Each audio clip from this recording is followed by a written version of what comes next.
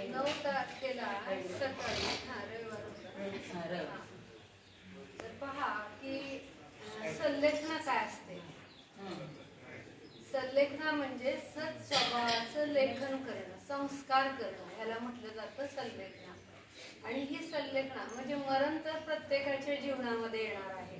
शरीर तर आपल्याला सोडावंच लागणार आहे, परंतु ते सोडायचं की काय आहे, सुटणार, हे फार महत्वाचं आहे. म्हणजे ते सुटणार तर आहेच, पण आपली तयारी पाहिजे सोडण्याची, आणि ती तयारी करणं म्हणजे संलेखन आहे. तर यामध्ये त्यांना जो त्रास काही झाला त्यामुळं त्यांना हॉस्पिटलमध्ये नेलेलं होतं, परंतु डॉक्टरांची पण खूप अनुकूलता की त्यांनी सांगितलं की आता काही उपयोग नाहीये. तर घरच्यांनी सर्वांनी खूप मोठा पुरुषार्थ केला. त्यांनी म्हणाले आपण घरी घेऊया, आणि सगळ्यांनी त्यांना घरी आणण्याचा निर्णय केला. त्याप्रमाणे सकाळच्या वेळेस घरी आणलं त्यांना 9 तारखेला. आणि आणल्यानंतर या ठिकाणी विधीपूर्वक त्यांना प्रितेश भाई यांनी, बालब्रह्मचारी प्रितेश भाई यांनी त्यांना संलेखना दिली. आणि त्यानंतर संध्याकाळी 7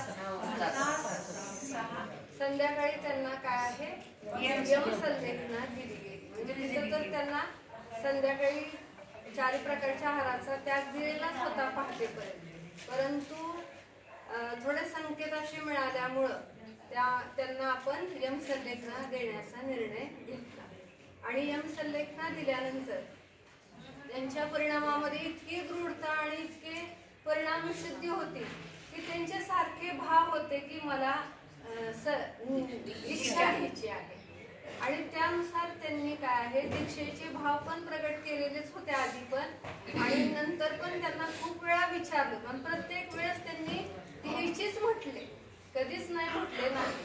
आणि त्यामुळं माताजी आल्या आणि त्यांनी विधीपूर्वक त्यांना काय आहे दीक्षा दिलेली आहे. आणि त्यानंतरची त्यांची साधना, त्यांचे परिणाम इतके उत्कृष्ट होते, सर्वांनीच पाहिलेलं आहे की त्यांची म्हणजे सतत जागरूकता होती.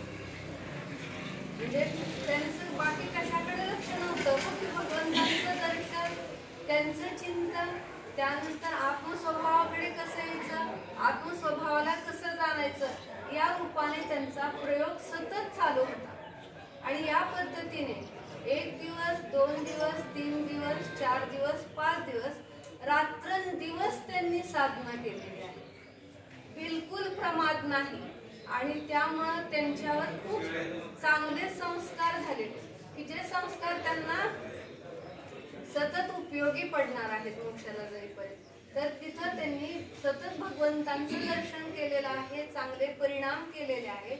आणि या पद्धतीने रात्रंदिवस साधना करत करत आज पहाटे थोडंसं असं लक्षात आलं आपल्या, आणि त्यानुसार त्यांना सर्व प्रकारच्या परिग्रहाचा त्याग दिला गेला. साधारण 4:30 दरम्यान दिला गेला. आणि त्यानंतर 4:57 त्यांनी काय आहे स्वर्गवास त्यांचं झालेलं, म्हणजे संलेखना साधलेली आहे. तर अशा रीतीने अत्यंत उत्कृष्ट अशी ही संलेखना आपण पाहिलेली आहे, आपल्याला पाहायला मिळालेली आहे. आणि यातून हा बोध घ्यायचा, त्यांनी उत्कृष्ट साधलं. ही सामान्य गोष्ट नाही, हा महान पुरुषार्थ आहे. आणि ह्या जीवनामध्ये म्हणजे जे आपण काही साधना करत आलेलो असतो त्यामध्ये हे संलेखना आणि त्याबरोबर दीक्षा वगैरे हे जी साधना आहे हा कळस असतो. तर हे व्रतरूपी मंदिरावर हा संलेखना रूपी कळस त्यांनी चढवून आपल्या जीवनाची सार्थकता केलेली आहे उत्तम रीतीने. आणि त्याच पद्धतीने आपण सुद्धा आपल्या जीवनामध्ये हे संस्कार करायचे आहेत.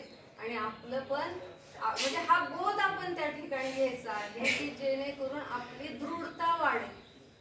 आणि यासाठी प्रत्येकाने काय आहे देवशास्त्र गुरूंच्या सानिध्यात गेलं पाहिजे आणि साधना केली पाहिजे. त्याशिवाय आपल्याला आपली धीरता होत नाही. सांसारिक लोकांच्या सानिध्यात राहिलो की तेच परिणाम राहतात, आणि देवशास्त्र गुरूंच्या सानिध्यात गेलो की आपले परिणाम वेगळे बनत असतात.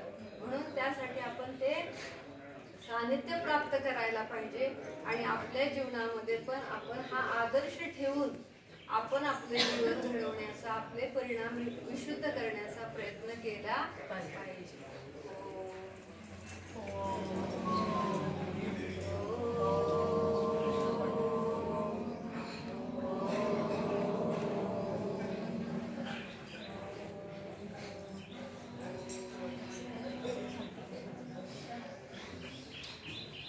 ही शपथ